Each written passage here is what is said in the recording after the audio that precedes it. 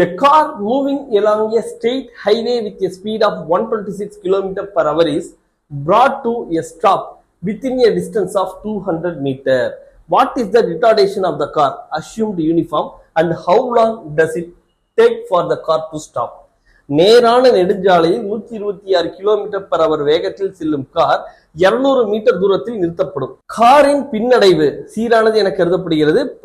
காரின் பின்னடைவு என்ன, மேலும் காரை நிறுத்த எவ்வளவு நேரம் ஆகும்? சரியா, ஒரு ஸ்ட்ரெயிட் ரோடு, அதுல 126 கிலோமீட்டர் பர் அவர்ல ஒரு கார் போகுது. அதை பிரேக் போட்டா என்ன ஆகுது, 200 மீட்டருக்குள்ள போய் டிஸ்டன்ஸ்ல போய் நிக்குது. சரியா, அப்ப அதோட காரோட ரிட்டார்டேஷன் என்னங்கிறத கேக்குறாங்க. எவ்வளவு நேரத்துல போய் அது ஸ்டாப் ஆகும்? சரியா, how long does it take for the car to stop? சரியா, இதான் question.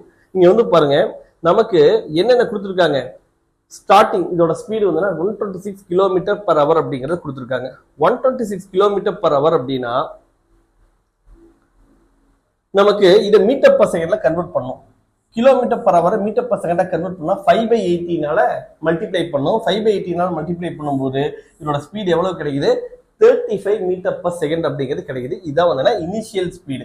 Initial speed U is equal to என்ன, 35 மீட்டர் பர் செகண்ட். ஃபைனலா என்ன ஆகுது, கார் ஸ்டாப் ஆயிடுது. அப்ப final velocity V is equal to 0.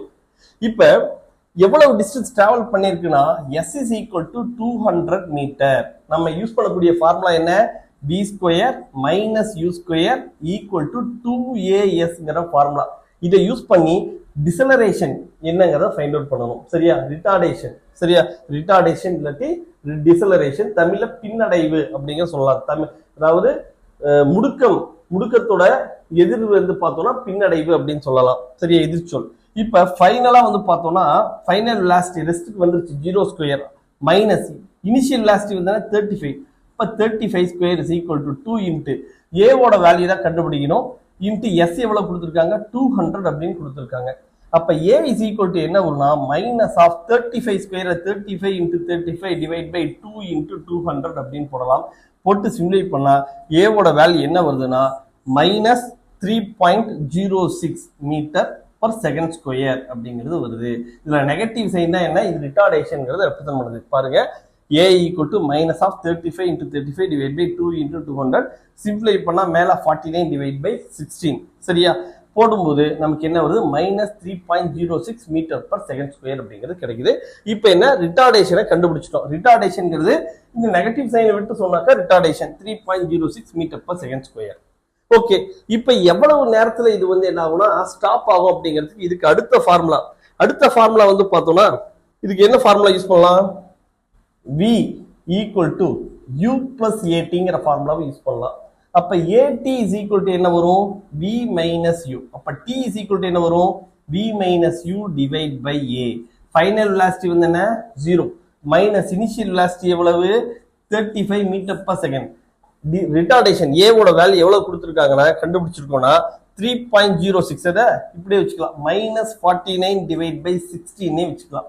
சரியா, மைனஸ் மைனஸ் கேன்சல் ஆயிடுச்சு. அப்ப 35 இன்ட்டு 16 டிவைட் பை 49 போட்டு சிம்பிளை பண்ணா நமக்கு என்ன வரும்னா 11.43 செகண்ட்ஸ் அப்படிங்கிறது கிடைக்குது. பாருங்க, 35 இன்ட்டு 16 டிவைட் பை 49 இதை சிம்பிளை பண்ணோம்னா நமக்கு 80 டிவைட் பை 7. 80 பை 7னா 11.43 செகண்ட்ஸ் ஆகுது. அப்ப ஒரு கார் 35 மீட்டர் பர் செகண்ட், அதாவது கிலோமீட்டர் பர் அவர்ல கொடுத்துருக்காங்க. 126 கிலோமீட்டர் பர் அவர்ல போயிட்டு இருக்கு. மீட்டர் பர் செகண்ட்ல கன்வெர்ட் பண்ணா 35 மீட்டர் பர் செகண்ட். இதை என்னன்னா நம்ம பிரேக் அப்ளை பண்றோம். பிரேக் அப்ளை பண்ணா 200 மீட்டர் தள்ளி போய் நிக்குது. அப்ப ரிட்டார்டேஷன் என்ன, பின்னடைவு என்ன, அதுக்கு அடுத்தது என்ன கேக்குறாங்க, அதனுடைய எவ்வளவு நேரத்துல அது ஸ்டாப் ஆகும், டீயோட வேல்யூ என்ன, ரெண்டும் கேட்கிறாங்க. இதனுடைய பின்னடைவு பார்த்தோம்னா 3.06 மீட்டர் பர் செகண்ட் ஸ்கொயர் கண்டுபிடிச்சிருக்கோம்.